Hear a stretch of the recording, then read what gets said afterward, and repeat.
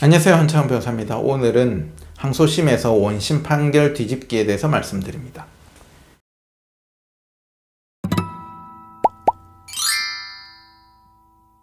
제가 1심에서 판결이 잘못 나온 것을 2심에서 바로잡은 경우가 상당히 케이스가 많거든요. 많은 이유는 많은데 제가 그게 공통점을 조금 오늘은 그걸 말씀드리려고 하는 거예요.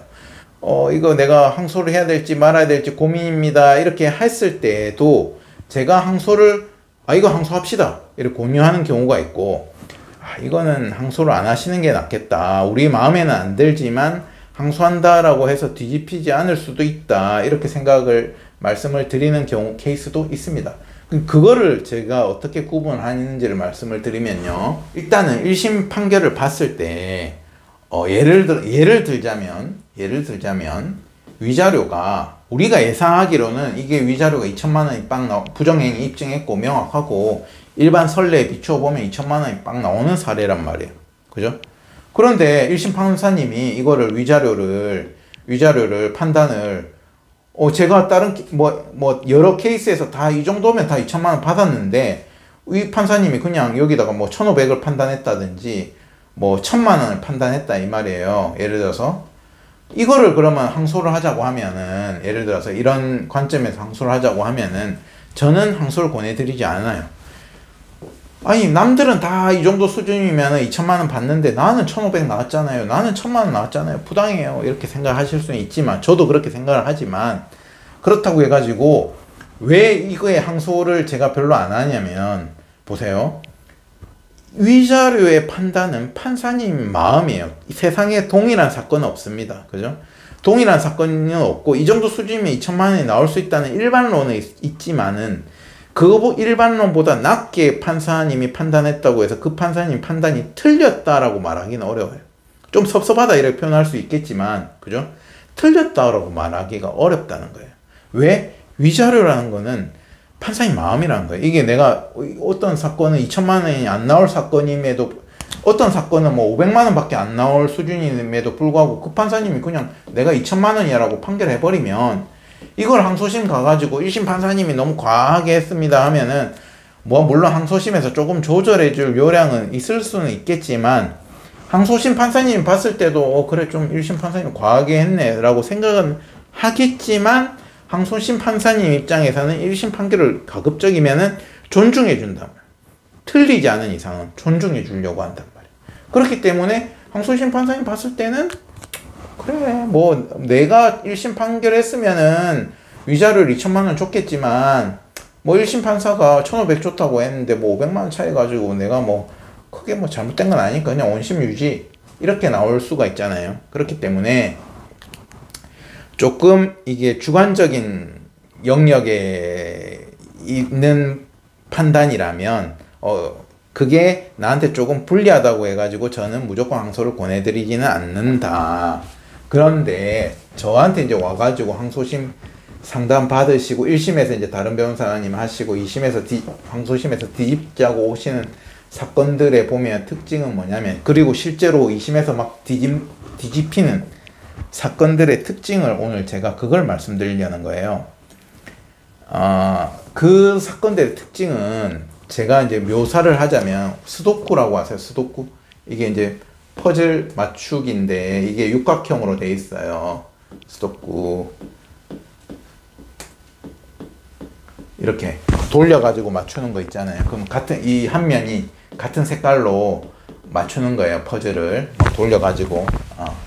근데 이 스도쿠 맞추기 사건이라는 거는 이 스도쿠 맞추기랑 비슷한데 1심에서 탁 깨지고 온 사건인데, 제가 딱 봤을 때는 1심에서 진행을 할 때 사건을 맞추려면 이 6면을 다 맞춰야 돼요. 6면을 6가지 면을 이렇게 돌려서 봐도 다 우리 색깔이 맞게끔 해서 맞춰야지 판사님이 딱 보고 우리 말이 맞구나 하고 우리한테 합당한 판결을 해주시는데, 1심에서 할 때 보면은 한 면만 맞춘 거, 한 면이나 두 면만 맞춘 거예요. 그냥 대략 우리 말이 맞아요 하고 주장은 하는데, 이게 다 빨간색이니까 우리 말이 맞아요 라고 하는데, 여기는 막 색깔이 제각각 섞여 있는 거예요. 제각각 섞여 있는 거야. 그러면 이게 우리가 주장하는 사실관계가 맞는지 우리가 주장하는 법리가 맞는지가 다 어그러져 있기 때문에 이 단면만 보고 판사님은 전체적으로 이 사건을 다 돌려보고 내가 판결하는 게 진실에 맞는지를 합당하게 확인해 가지고 판결을 내리시는데 자꾸 한 면만 맞춰놓고 내 말이 맞거든요 막 소리만 지르고 여러 번 이야기한다고 해가지고 그게 관철이 안 되기 때문에 결국에는 1심 판결이 내 예상과다. 의뢰인의 A 의뢰인이라고 할게요. 의뢰인 본인은 억울하다는 거. 왜냐면 본인은 이 수도쿠를 육각형을 다 맞추면은 내 말이 진실이라는 걸 알고 있단 말이에요. 그러면 나는 당연히 내가 요구하는 예를 들어서 뭐 100점 만점에 90점 정도 되는 판결을 내가 받기를 기대하고 있었는데 그래서 내가 1심을 진행했는데 1심에서는 내가 한 면밖에 못 맞췄단 말이에요. 그러면 나는 편협하게 이 면만 보고 내가 90점 받아야 됩니다 라고 주장했지만 판사님은 6면을 다 쳐다보고 아니야 너의 점수는 30점이야 라고 30점 판결을 했단 말이에요. 그러면 A는 자기는 이게 진실이란 걸 과거에서 살았으니까 알잖아요. 그러니까 자기는 이게 너무나 억울한 거야. 너무 억울한 거야. 그리고 이제 1심 변호사 말고 이제 저한테 와가지고 상담을 한다. 내가 재산 분할을 뭐 몇십 프로를 받아야 되는데 내가 점수를 90점을 받아야 되는 판결인데 1심 판사님이 30점을 줬다. 30점을 줬다. 그러면은 제가 2심 상담하면서 어떤 거를 보냐면, 그죠? 이 사건의 원심 판결문도 보겠지만 이 사건을 의뢰인이 말한 대로 이 6면을 다 맞춰 나가면은 진짜로 의뢰인 말이 맞는지 색깔이 쫙쫙쫙 맞아 떨어지는 진짜 의뢰인 말이 맞는지를 보는 거예요. 봤을 때 맞네 이런 경우가 제가 지금 소송을 2심에서 뒤집는 경우가 대부분이거든요. 그러니까 1심 때 이혼 사건은 특징이 뭐예요? 너무 말들도 많고 자료도 많고 뭐 돈 문제니까 또 복잡하게 꼬여있고 이렇단 말이에요. 그런 것들을 딱 6면이 다 맞도록 사건을 착착착착 맞춰가지고 딱 우리 주장을 해야지 그게 내가 기대하는 수준, 내가 90점 기대했더라도 적어도 뭐 80점 판결이 날 텐데, 그죠?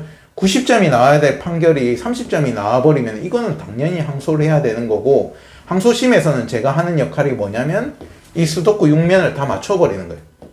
다 맞춰버리면은 저는 그렇게 생각합니다. 1심 판사님 틀렸다 이런 것보다도 사실은 6면을 다 맞추고 제가 2심 판사님한테 이렇게 말을 하는 거죠. 의뢰인의 말이 진실입니다. 이때까지 퍼즐이 제대로 안 맞춰져서 그렇지. 자, 제가 다 맞춰드렸잖아요. 증거 관계 다 보십시오. 딱 완벽하게 우리 의뢰인이 일관되게 주장했던 말들이 맞다. 1심 때 너무 정리가 안 되고 쓸데없는 내용들이 껴져 있고 뭐 자료 정리도 안 되고 엉망이고 입증해야 될 건 안 하고 뭐 쓸데없는 내용만 잔뜩 진술하고 이렇게 엉망으로 해왔기 때문에 이게 진실이 가려져 있었던 것이지, 쓸데없는 내용들을 다 지우고 안에 퍼즐을 짝짝짝짝 수도쿠를 6면을 다 맞춘 거를 판사님 보세요. 이게 90점이 나와야 될 사건인데 이 1심에서 30점 나온 건 이건 말이 안 되는 겁니다. 이렇게 이야기를 하면은 2심 판사님이 결국에는 이 퍼즐을 보는 거예요.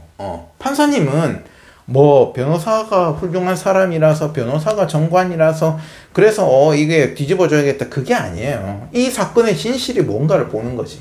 진실이 뭔가를 1심 판결에는 막 엉망이어서 몰랐는데 우리가 제출한 항소 이유서 내용대로 증거관계를 똑똑똑똑 맞춰보니까 이게 말이 맞았네. 그러면은 뒤집히는 거예요. 저는 항소심에서 뒤집힌다 안 뒤집힌다를 판단할 때 이런 기준으로 판단하는 거예요.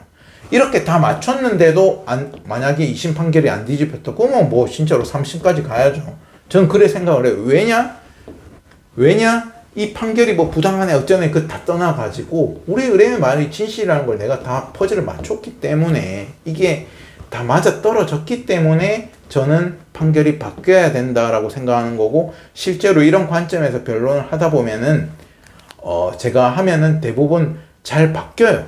왜 바뀌는 거는 제가 강력하게 이야기해서도 아니고 제가 여러 번 이야기해서도 아니고 제가 맞다는 거를 실제로는 제대로 꼬여 있어서 몰랐지만 맞다는 것을 입증해 냈기 때문에 바뀌는 거죠. 예. 근데 안 바뀌는 경우도 있을 수 있습니다. 기본적으로는요. 아시겠죠? 그래서 2심에서 바꾼다는 것은 기본적으로 매우 어려운 작업이지만 저는 항소심에서 판사님 관점에 저한테 이제 1심을 지고 오셔가지고 상담하시는 분들의 사건을 봤을 때 이게 퍼즐만 잘 맞아 떨어지면은 제가 판사라면 30점은 절대로 안 줬을 것 같다. 1심부터 잘 풀었으면 우리가 90점을 받았겠지만 그죠? 90점은 기대는 안 해도 2심에서 퍼즐만 제대로 맞추면은 뭐 70점, 80점은 안 나오겠나 이렇게 보면은 제가 의뢰인이라도 이건 항소는 하겠다. 그런 사건을 항소하시면은 퍼즐만 잘 맞추면은 잘 뒤집힌다. 소송이라는 것은 1심부터 잘하는 게 제일 중요해요. 1심부터 퍼즐을 딱딱딱 맞춰 나가면 90점 나올 사건 못해도 80점 나온단 말이에요. 이거를 90점 나올 사건이 80점 나왔다고 해가지고 제가 항소하자고 말씀을 안 드려요. 그거는 80이냐 아까 제가 말씀드린 것처럼 제가 판단했을 때는 90점이 나와야 되는데 생각은 하지만 90점이나 그 이상이 나오는 경우도 있어요. 제 예상보다도 더 잘 나오는 경우도 있지만 그건 판사님의 권한이잖아요. 그래서 90점 나온 게 95점 나왔다고 잘못된 것도 아니고 90점 나와야 될 게 80점 나왔다고 잘못됐다고 섭섭하긴 하지만 잘못됐다고 말하기는 어렵지만 90점 나와야 될 사건이 30점이 나와버리면은 이거는 뭐 잘못된 거예요. 잘못된 거는 판사님만 탓을 해서는 안 된다는 거예요. 1심에서 판결을 나왔을 때 이 정도로 잘못 나왔을 때는 대부분 보면은 퍼즐 맞추기에 단면만 맞춰놓고 내 말이 맞는데 라고 막 육면이 다 맞는 것처럼 주장은 하지만 뒤에 내용들은 전혀 정리가 안 돼 있기 때문에 돌려만 봐도 판사님 입장에서는 모르겠다. 그렇기 때문에 빵점은 안 줘도 30점은 주겠다. 약간 이런 느낌이란 말이에요. 아시겠죠? 그래서 항소심을 고민하실 때는 이런 부분을 잘 찾아보고 이런 관점에서 조금 접근하셔가지고 내가 1심에서 조금 사건이 내 예상치보다 너무 많이 차이가 난다면 2심에서는 이 퍼즐을 맞출 수 있어야 된다. 오늘은 항소심에서 원심 판결 뒤집기에 대해서 간단히 말씀드렸습니다. 감사합니다.